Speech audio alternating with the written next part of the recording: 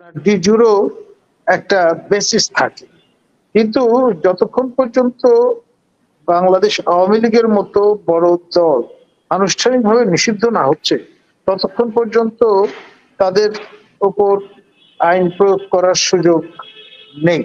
আপনার কার্যকলাপে যুক্ত আছেন যেটা আইনসম্মত, অর্থাৎ কারো অধিকারে হস্তক্ষেপ না করে আপনি যদি আপনার অধিকার সমুন্নত রাখেন, তাহলে তার কিছু করবার নেই এবং রাষ্ট্র বরং তা প্রোটেক্ট করতে বাধ্য। এখানে নানান রকমের জটিলতা আছে।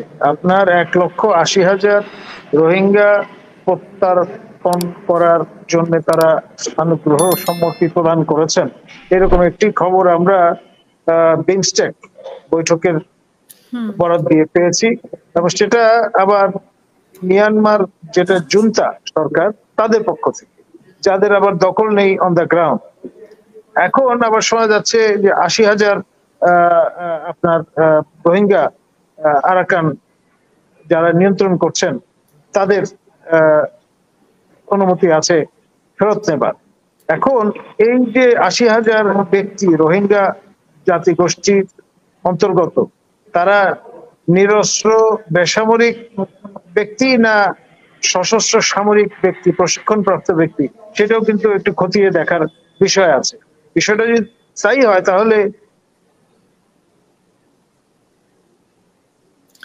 জি, আপনাকে শুনতে পাচ্ছি না আমি। এ কে এম পাটোয়ারি, আপনার কাছে তারা যারা যাবেন তারা মূলত ক্যানন ফডার হিসেবে হয়তো ব্যবহৃত হবেন, অর্থাৎ আরাকান আর্মি থাকবে পেছনে, সামনে তাদের ফেলে দেওয়া হবে এবং জুনতা বাহিনীর সঙ্গে যে যুদ্ধ অবশ্যম্ভাবী, আপনার বিশেষ করে 3টি বড় শহর নিয়ন্ত্রণের নিরিখে সেই বিষয়টি তখন অবশ্যম্ভাবী হয়ে দাঁড়াবে এবং ইন এ ওয়ে আমরা একটা পার্টিতে পরিণত হতে পারি।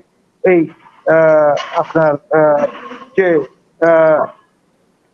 ঝঞ্ঝা বা যেই সমর বা জং যাকে যেভাবে আমরা অভিহিত করি না কেন, তার মধ্যে এই নিষিদ্ধ ঘোষিত যে কোনো সংগঠন যদি প্রকাশ্যে অ্যাসার্ট করবার চেষ্টা করে, তাদের বিরুদ্ধে আইনগত ব্যবস্থা গ্রহণের আপনার ডিজুরও একটা বেসিস থাকে, কিন্তু যতক্ষণ পর্যন্ত বাংলাদেশ আওয়ামী লীগের মতো বড় দল আনুষ্ঠানিকভাবে নিষিদ্ধ না হচ্ছে, ততক্ষণ পর্যন্ত তাদের উপর আইন প্রয়োগ করার সুযোগ নেই। ব্যক্তি একজন আওয়ামী লীগ সদস্য যদি কোন রকমের ব্যত্যয় করেন তার ব্যক্তিগত বিভিন্ন কার্যকলাপে, তাহলে সেইটার সূত্র ধরে তাকে যদি আইনের আওতায় আনা হয় সেটা ভিন্ন বিষয়, কিন্তু দলগতভাবে প্রতিটি দলের যাদেরই নিবন্ধন আছে অথবা যাদের নিবন্ধন নেই, তাদের সবারই কিন্তু রাজনীতি করবার অধিকার বলবৎ থাকে যতক্ষণ পর্যন্ত তা নিষিদ্ধ না হচ্ছে। তো সেই দৃষ্টিকোণ থেকে দেখলে এই প্রশ্নগুলো আসবে, আর যেখানে আন্তর্জাতিক সম্প্রদায়ের পক্ষ থেকে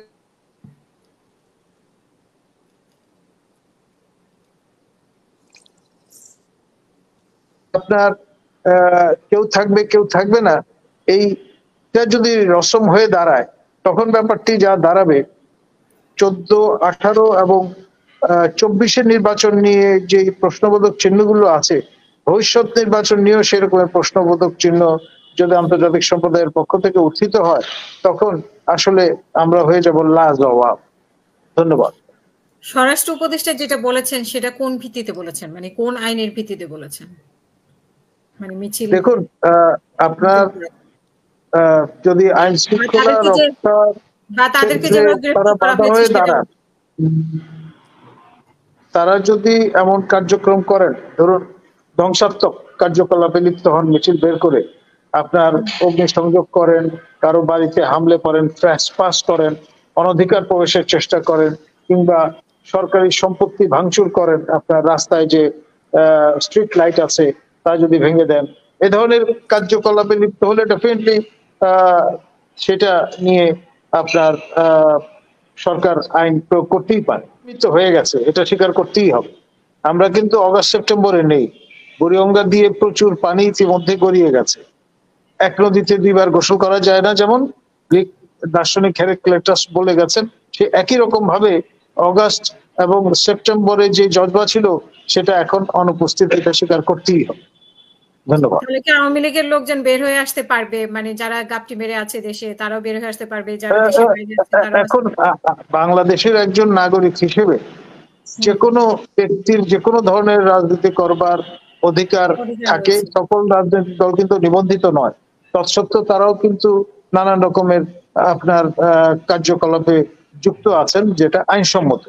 অর্থাৎ কারো অধিকারে হস্তক্ষেপ না করে আপনি যদি আপনার অধিকার সমুন্নত রাখেন, তাহলে তার কিছু করবার নেই এবং রাষ্ট্র বরং তা প্রোটেক্ট করতে বাধ্য। আজকে আমি একটা লাল সালাম দিতে চাই আমাদের শ্রদ্ধেয় একেএম পাটোয়ারী স্যারকে, এই কারণে যে তিনি যেই দেশের ডার্লিং বলে পরিচিত আমাদের শ্রদ্ধেয় নোবেল লরেট, আমাদের সরকার প্রধান উপদেষ্টা, প্রধানমন্ত্রী মর্যাদায় প্রফেসর ডক্টর ইউনূস, তার সঙ্গে তিনি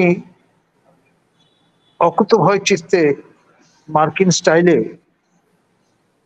ডিবেট করবার অভিপ্রায় ব্যক্ত করেছেন। আসলে বাংলাদেশের সবাই না হলেও কেউ কেউ যে ক্রিটিক্যাল মাসে অংশ হিসেবে বলিয়ান হয়েছেন, তিনি তার সর্বোৎকৃষ্ট উদাহরণ। এখন পরিমাণে বাড়তে বাড়তে গুণগত পরিবর্তন আসে। আমরা চাইব আমাদের অধিক সংখ্যক মানুষ এই দেশের রাষ্ট্রের নাগরিক, তারা একেএম পাটোয়ারির মতো বলিয়ান হন এবং চ্যালেঞ্জ ছুড়ে দেন। আপনার যা কিছু আপনার মনে হবে ব্যত্যয় তার প্রতি। ধন্যবাদ।